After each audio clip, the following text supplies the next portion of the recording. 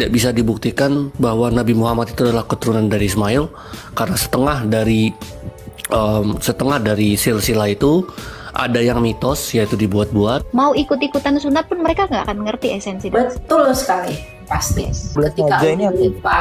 Ketika Unerifa bilang kami pun bersunat, itu adalah sunat yang sia-sia. Kenapa? Tidak didasarkan pada janji. Kalau yang didasarkan pada janji itu harus berusia 8 hari. Karena Kristus pun disunat pada usia 8 hari. Lahir namanya Ismail. Betul. Dan dari keturunan Ismail itu nanti akan lahir 12 raja katanya. Kalau nggak salah kemarin itu diceritain sama Babe. Betul. Di kejadian 7. Iya. Saya nama-namanya ini loh Kak. Kalau di literasi saya yang dulu nggak ketemu sih gitu.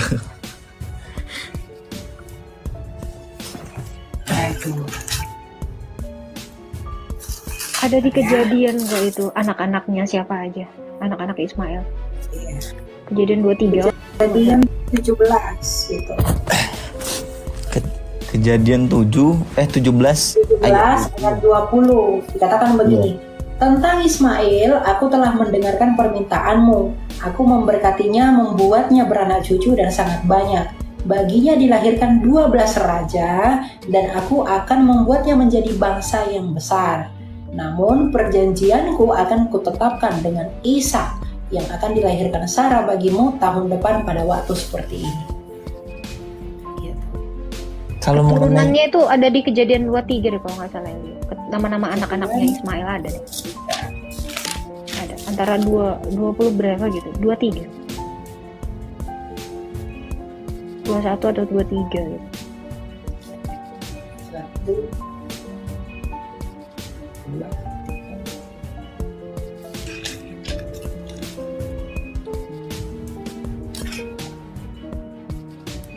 Yang pasti nggak ada ya anaknya yang namanya Muhammad tuh nggak ada, keturunannya nggak ada.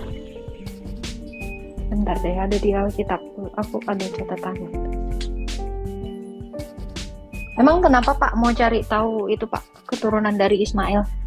Karena kan teman-teman, ya mohon maaf sebelumnya kayak teman-teman Islam terkadang kan sering mengklaim bahwasanya Ismail ini katanya dari keturunan. Ismail bukan nabi Pak, Ismail juga bukan nabi.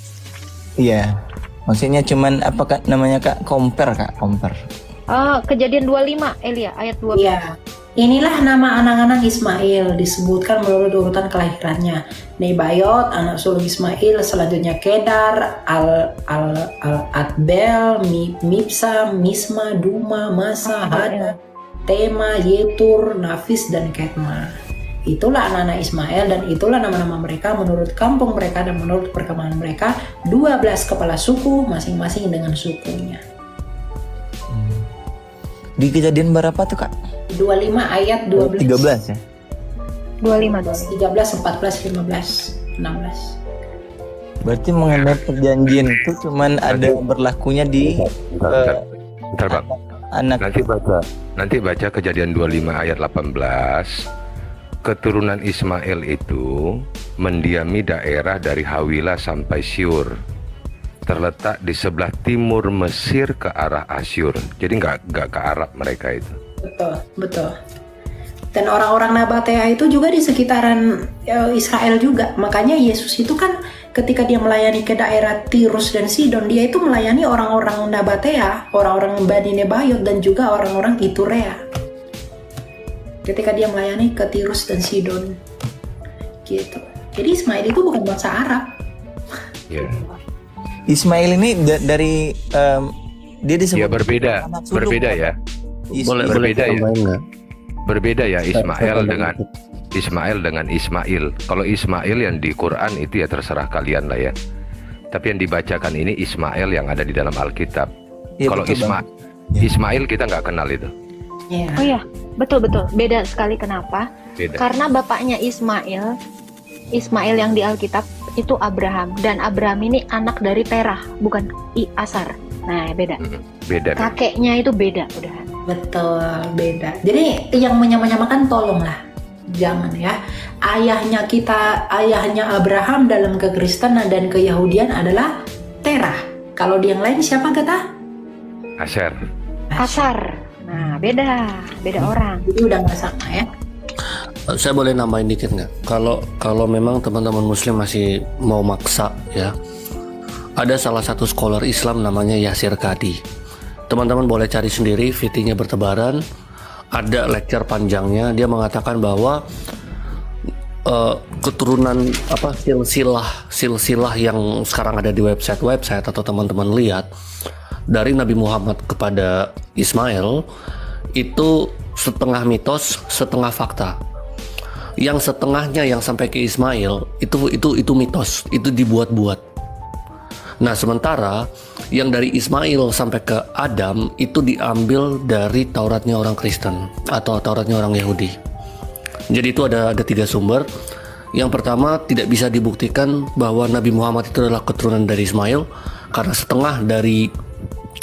setengah dari silsilah itu ada yang mitos, yaitu dibuat-buat, dan dari Ismail sampai ke Adam itu diambil dari Taurat. Demikian, silakan. Tapi dari kekristenan betulkah Ibrahim ini atau Avram ini dari Mesopotamia? Atau Ibrahim dan Abraham itu pun tidak sama. Dia dari maksudnya- Ur-Kasdim, dari Ur-Kasdim. tanah Ur-Kasdim. Ur-Kasdim itu kota Kasdim namanya. Ur itu kan kota, sama seperti Ursalim. Itu kota Syalim, kota Yerusalem. Ur-Kasdim itu kota Kasdim. Jadi dia dari kota Kasdim. berarti Ibrahim ini dari kota Kasdim ya? Iya, Abraham. memang itu meliputi Abraham. daerah Mesopotamia, makanya dia dikatakan orang Mesopotamia. Abraham bukan Ibrahim ya, beda. Iya. Ibrahim dengan Abraham beda. Bagaimana dengan hukum Hammurabi, Bang? Itu hukum apa tuh sebenarnya itu, Bang? Hammurabi. Iya. Hukum Hammurabi itu budak itu boleh digauli oleh tuannya, seperti yang dilakukan oleh Sarai memberikan Hagar budaknya kepada Abraham. Itu hukum Hammurabi. Dan anak yang dilahirkan itu adalah anak dari tuannya. Jadi hanya meminjam rahim lah, begitu kurang lebih. Itu Berarti dulu benar bisa. ya, Bang, kalau Ismail ini waktu itu diusir oleh Sarai, Bang? Diusir. Betul. 2 kali bahkan, 2 kali. Betul ya. Sampai 2 kali diusir. Betul. Makanya dia dinamai sebagai apa? Keledai liar karena dia diberikan kemerdekaan. Ya, dia dikasih Keledai liar ini bukan mengacu kepada sifat mereka, Kak, dari keturunan Bukan, Ismail. karena dia dimerdekakan. Jadi beruntungnya Itu bukan sesuatu yang buruk loh itu. Enggak, iya ya, betul. itu adalah salah satu Lanjut. kebaikan Allah untuk seorang budak. Budak itu sampai kapanpun dia tetap budak kan. Ketika dia dimerdekakan, dia itu diberikan kebebasan. Justru pengusiran yang kedua kali oleh Sarai itu adalah keberuntungan bagi Ismail dan Hagar. Kenapa? Karena mereka dijadikan manusia yang merdeka. Itu adalah salah satu kebaikan Allah bagi mereka. Makanya mereka diistilahin sebagai keledai liar. Itu kemerdekaan gitu. Oh, berarti Karena budak maksud tetaplah dari budak keledai liar sampai ini kapanpun. kemerdekaan ya, Kak, bukan tingkah laku dari Bukan, artinya dia keturunan Ismail ya? dimerdekakan. Betul, Ismail itu dimerdekakan. Boleh nambahin ya teman-teman ya. Ya, jadi sedikit bentar Boleh, dulu, silakan, sedikit silakan. bentar dulu. Jadi begini ya. Andai kata pun kamu mau cari tahu tentang asal-usul Ismail dan Hagar ini, kenapa? Karena tetap perjanjian Allah itu hanya dia berikan kepada Yakub, hanya keturunan dari Ishak, Yakub. Iya. Jadi mau kamu bilang dia itu memang keturunan Abraham, dari darahnya Abraham, memang betul. Tetapi dia itu tidak pernah diberikan perjanjian. Tadi Elia udah bacakan di dalam Kejadian 17. Janjiku hanya kuberikan kepada Ishak, anak dari Sarah. Makanya tidak ada nubuatan yang diberikan kepada Ismail, nggak ada. Makanya Cuma dia bukan diberkati nabi. saja, Bu. Iya, dia juga bahkan bukan nabi. Karena dia tidak bernubuat akan apapun. Karena Allah tidak memilihnya. Yang dipilih itu adalah dari Sarah, istri sahnya. Gitu. Tapi penyebutan Ismail ini juga disebut dengan anak sulung ya, Kak? Anak sulung itu justru Ishak. Kamu belum ngerti budaya Ishak bukan anak Sulung tunggal ya, itu Kak? artinya yang utama, bro, bukan yang Iya, tertua yang kayak anak gimana tunggal. yang utama. anak. Dia mendapat hak yang lebih daripada yang lainnya. Jadi sulung itu bukan artinya yang duluan brojol, bukan. Enggak. Tapi yang lebih utama gitu. Daud juga bukan anak pertama. Tetapi dia dikatakan apa? Sulung. Nah, karena dia lebih utama. Sebenarnya tujuannya itu untuk mengakali. Karena anak yang akan dilahirkan oleh pembantunya atau budaknya itu adalah anaknya sesuai hukum yang tadi. Itu kan berarti mengakali kan? Tetapi ketika dia mengandung anak ini, Hagar ini malah apa ya? Malah jadi sombong. Malah berlagak menjadi nyonya gitu loh. Nah, itulah yang membuat Sarah itu sakit hati. Nah, demikian, silakan lanjutkan. Ya, kalau dalam Alkitab ada yang namanya hak kesulungan ya. Dan ada satu yang mau saya tambahkan. Oh, silakan. Sebenarnya berkat kepada Ismail itu juga karena syafaat Abraham. Karena Abraham itu meminta kepada Tuhan, makanya diberkati. Kalau enggak juga enggak. Silakan lanjut. Ya, di Alkitab juga kita tahu bahwa Yakub itu bukan anak sulung, dia adalah adiknya Esau. Tetapi dia memperoleh hak kesulungan itu dan memperoleh berkat kesulungan itu. Sehingga Alkitab mencatat bahwa dari garis keturunan Yakub lah nanti yang akan turun raja-raja dan bangsa Israel, bukan dari Esau anak sulungnya. Nah, demikian juga Ismail ini sebenarnya bukan anak yang diperjanjikan. Itu anak kecelakaan, rancangan manusia, itu bukan rancangan dari Tuhan. Ya, makanya yang mendapatkan hak kesulungan itu, yang meneruskan garis keturunan Abraham bukan Ismail, tapi Ishak. Karena Ishak inilah anak perjanjian. Betul. Ya, kita bisa baca di Kejadian 21. Pak Ciler. Ya. Pak Ciler. Ketika Ismail lahir, Abraham udah disunat belum? Belum. Nah, sementara perjanjian itu harus yang sama-sama sudah Sunat. yang Tandai dengan sunat. ya. Jadi perjanjian Allah itu memang dia berikan kepada Abraham dan Ishak. Ishak, ya benar. Gitu. Jadi itulah makna sunat itu sebenarnya dari situ, tanda janji keturunan. Kenapa ditandainya di titik? Maaf ya. Karena keturunan dari sana. Nggak mungkin ditaruh di kuping, di hidung.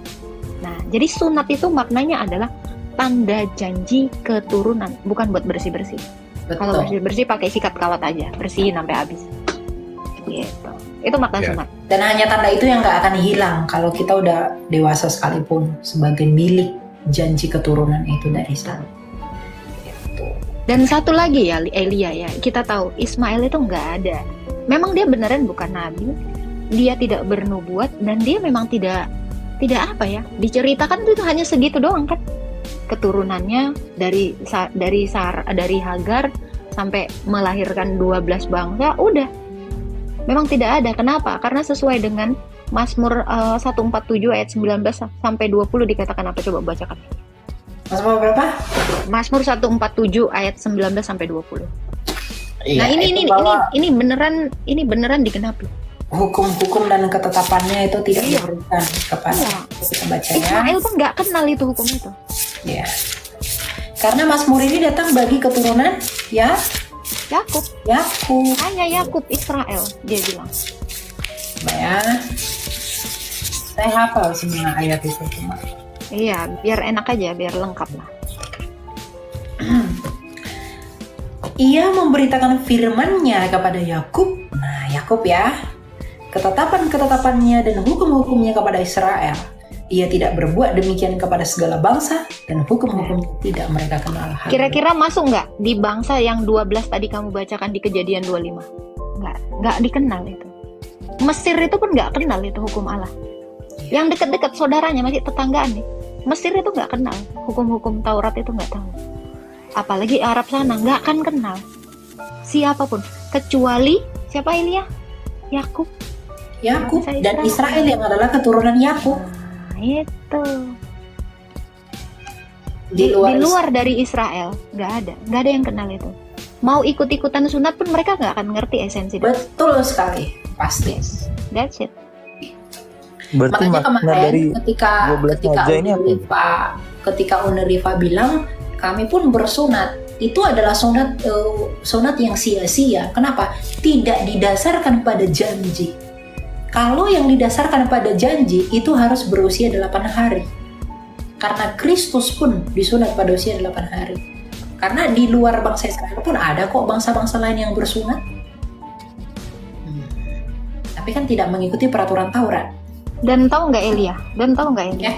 Itu mau pas sunat umur 8 hari, jatuh hari Sabat, itu imam-imam di Bait Allah itu tetap menyunat loh. Karena itu janji Allah. Kan pernah ada perdebatan Yesus dengan ahli-ahli Taurat, dikatakan, kau juga menyunat orang kok di hari Minggu? Karena memang itu ketetapannya itu harus berumur 8 hari. Janjinya itu. Jadi kalau yang ada habis akil balik, ada yang umur 80 tahun pakai kapak, nah itu nggak berlaku. Itu bukan janji Allah itu. Sunat ya karena pengen sunat aja. Itu bukan karena janji Allah. Jadi sunat itu adalah suatu satu upacara lah ya. Bukan kayak sunat di mantri sunat atau sunat laser gitu kan. Pokoknya Iya. sunat itu adalah tanda bahwa adanya janji. Janji keturunan. Janji keturunan, ya. Tanda adanya janji kepada siapa? Kepada Abraham melalui siapa? Yakub.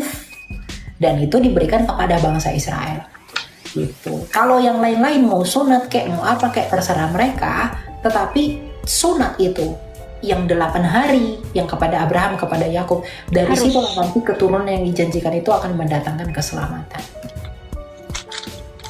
Gitu. Jadi berbeda bro. Jadi kalaupun teman-teman yang lain bilang kami juga bersunat, kami setia pada hukum Abraham, tidak. Bagi iman kami tidak setia sama sekali. Ya, karena tidak pada usia 8 hari, lagi pula tidak disunatkan oleh seorang mohel namanya. Mohel itu adalah imam yang memang menyunatkan. Itu namanya mohel. Penyunat itu namanya mohel di bait suci. Sama seperti siapa itu yang menyunat Kristus yang digendong? Simeon. Nah, gitu. Iya. Bidannya Jana Suci Salome. Nah, Salome. Mau lengkap lagi tuh. Ada. Gitu ya. Dan ini ya, ini ada make sense-nya, dan ini ngelinknya itu ke baptisan. Nah, kami juga ini disunat sebenarnya. Sunat kami tapi bukan lagi seperti sunat di Perjanjian Lama. Karena apa? Karena Kristus itu sudah menggenapinya. Jadi kita itu bukan gak disunat loh. Kita disunat, tetapi dengan baptisan. Sunat Kristus. Tambahan Iya. mungkin ya. Dan tambahan. kami ya,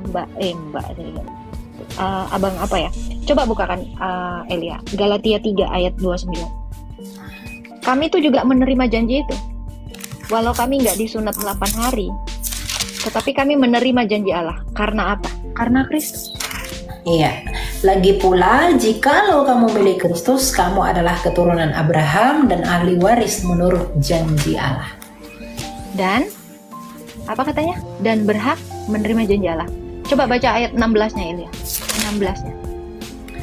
Adapun segala janji itu diucapkan kepada Abraham dan kepada keturunannya, tidak dikatakan kepada keturunan-keturunannya, seolah-olah yang dimaksudkannya adalah banyak orang, tetapi hanya satu orang dan kepada keturunanmu, yaitu Kristus.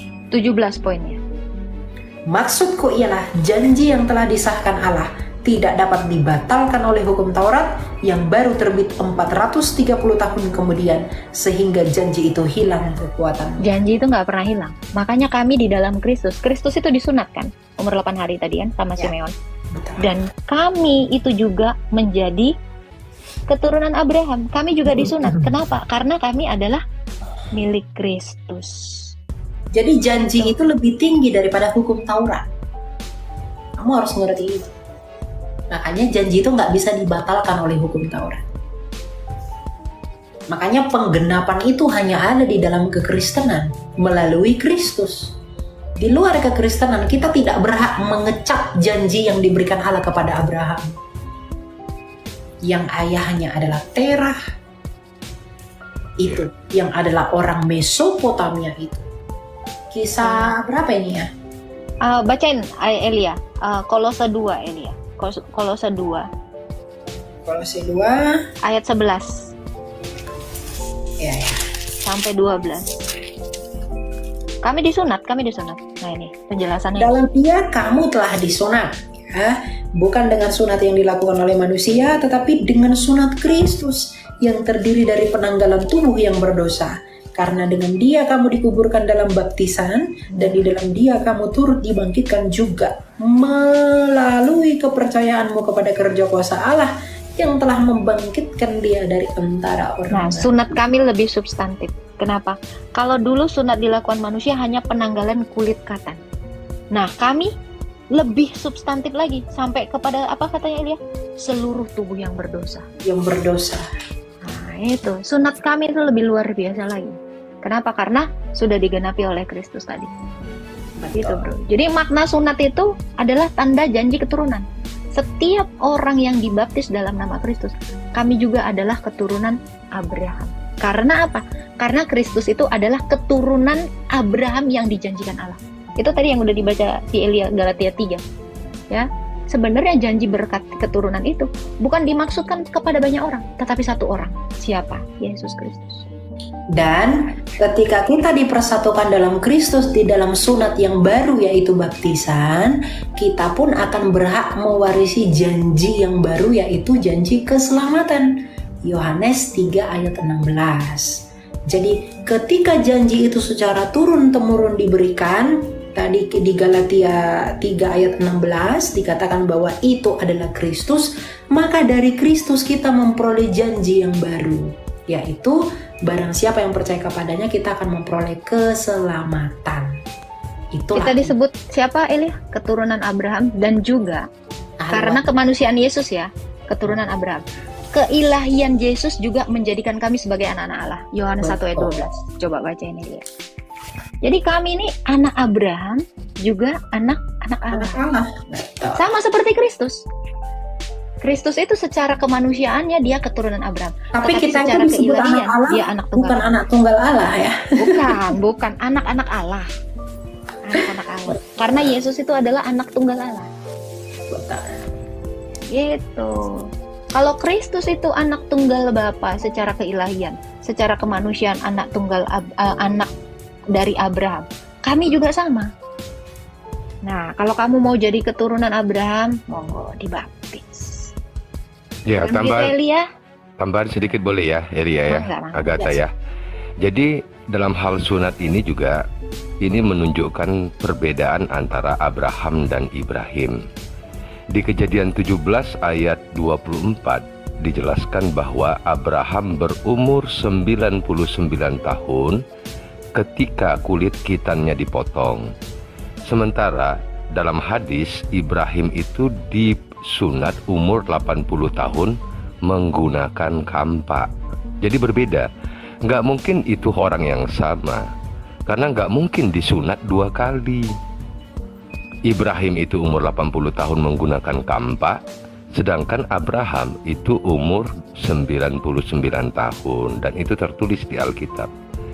Jadi memang biarlah Abraham dan Ibrahim ini menjadi 2 sosok yang berbeda, jangan disama-samakan. Saudara-saudara kita yang di Muslim, silakan mengimani Ibrahim, kita nggak ada masalah kok. Tapi jangan disama-samakan, itu aja. Yang di bawah bilang begini, kami pengikut Kristus walaupun berbeda agama. Kamu tidak pengikut Kristus selama kamu menyangkal dia sebagai anak Allah dan adalah Allah. Kamu tidak mengikuti.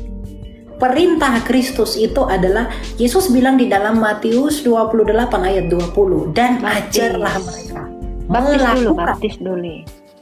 Baptis dulu. Iya, kamu harus baptis dulu, baru kamu katakan kamu pengikut Kristus. Karena ajarlah mereka melakukan segala sesuatu yang kuperintahkan kepadamu. Apa yang diperintahkan Kristus kepada kita? Percaya kepadaku. Kalau percaya kepada dia artinya melakukan apa yang dia mau.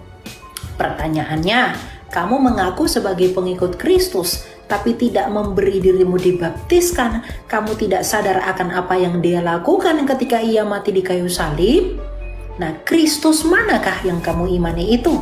Mampukah itu menyelamatkanmu sebagaimana yang telah kami sampaikan? Jangan seperti Galatia 1 ayat 8. bahwa yang kamu dengar itu adalah Yesus yang lain selain daripada yang kami beritakan, yang kami juga teruskan saat ini di dalam pengajaran kita. Jadi kamu perlu Jadi hati-hati. pertanyaannya sebenarnya bukan itu, Elia. Kamu percaya Yesus yang disalib atau yang diserupakan? Nah, itu paling fundamental. Yesus yang mana yang kamu percayai? Kalau yang diserupakan tentu tidak ada keselamatan. Kalau dia diserupakan, ya kami nggak ada yang namanya baptisan, karena arti baptisan itu menyatu dalam kematian dan kebangkitannya. Wong dia belum mati, belum bangkit, apa yang mau disatukan? Berarti kamu tidak percaya kepada Kristus yang adalah Yesus. Ya. Gitu ya PB ya. Tuhan berkati PB. Surat Paulus kepada jemaat di Filipi. Surat Paulus kepada jemaat di Filipi, pasal 1. Salam. Dari Paulus dan Timotius, hamba-hamba Kristus Yesus, kepada semua orang kudus dalam Kristus Yesus di Filipi, dengan para penilik jemaat dan diaken. Kasih karunia dan damai sejahtera dari Allah Bapa kita dan dari Tuhan Yesus Kristus menyertai kamu. Ucapan syukur dan doa. Aku mengucap syukur kepada Allahku setiap kali aku mengingat kamu, dan setiap kali aku berdoa untuk kamu semua, aku selalu berdoa dengan sukacita. Aku mengucap syukur kepada Allahku karena persekutuanmu dalam berita Injil mulai dari hari pertama sampai sekarang ini. Akan hal ini aku yakin sepenuhnya, yaitu Ia yang memulai pekerjaan yang baik di antara kamu akan meneruskannya sampai pada akhirnya pada hari Kristus Yesus. Memang sudahlah sepatutnya aku berpikir demikian akan kamu semua, sebab kamu ada di dalam hatiku, oleh karena kamu semua turut mendapat bagian dalam kasih karunia yang diberikan kepadaku, baik pada waktu aku dipenjarakan, maupun pada waktu aku membela dan meneguhkan berita Injil. Sebab Allah adalah saksiku, betapa aku dengan kasih mesra Kristus Yesus merindukan kamu sekalian. Dan inilah doaku, semoga kasihmu makin melimpah dalam pengetahuan yang benar dan dalam segala macam pengertian, sehingga kamu dapat memilih apa yang baik, supaya kamu suci dan tak bercacat menjelang hari Kristus, penuh dengan buah kebenaran yang dikerjakan oleh Yesus Kristus untuk memuliakan dan memuji Allah. Kesaksian Paulus dalam penjara. Aku menghendaki saudara-saudara, supaya kamu tahu bahwa apa yang terjadi atasku ini justru telah menyebabkan kemajuan Injil, sehingga telah jelas bagi seluruh istana dan semua orang lain bahwa aku dipenjarakan karena Kristus. Dan kebanyakan saudara dalam Tuhan telah beroleh kepercayaan karena pemenjaraanku untuk bertambah berani berkata-kata tentang firman Allah dengan tidak takut. Ada orang yang memberitakan Kristus karena dengki dan perselisihan, tetapi ada pula yang memberitakannya dengan maksud baik. Mereka ini memberitakan Kristus karena kasih, sebab mereka tahu bahwa aku ada di sini untuk membela Injil, tetapi yang lain karena kepentingan sendiri dan dengan maksud yang tidak ikhlas. Sangkanya dengan demikian mereka memperberat bebanku dalam penjara. Tetapi tidak mengapa, sebab bagaimanapun juga Kristus diberitakan, baik dengan maksud palsu maupun dengan jujur. Tentang hal itu aku bersukacita, dan aku akan tetap bersukacita, karena aku tahu bahwa kesudahan semuanya ini ialah keselamatanku oleh doamu dan pertolongan Roh Yesus Kristus. Sebab yang sangat kurindukan dan kuharapkan ialah bahwa aku dalam segala hal tidak akan beroleh malu, melainkan seperti sedia kala, demikian pun sekarang, Kristus dengan nyata dimuliakan di dalam tubuhku, baik oleh hidupku maupun oleh matiku. Karena bagiku hidup adalah Kristus, dan mati adalah keuntungan. Tetapi jika aku harus hidup di dunia ini, itu berarti bagiku bekerja memberi buah. Jadi mana yang harus kupilih? Aku tidak tahu. Aku didesak dari dua pihak. Aku ingin pergi dan diam bersama-sama dengan Kristus. Itu memang jauh lebih baik. Tetapi lebih perlu untuk tinggal di dunia ini karena kamu. Dan dalam keyakinan ini, taulah aku akan tinggal dan akan bersama-sama lagi dengan kamu sekalian, supaya kamu makin maju dan bersukacita dalam iman, sehingga kemegahanmu dalam Kristus Yesus makin bertambah karena aku. apabila aku kembali kepada kamu.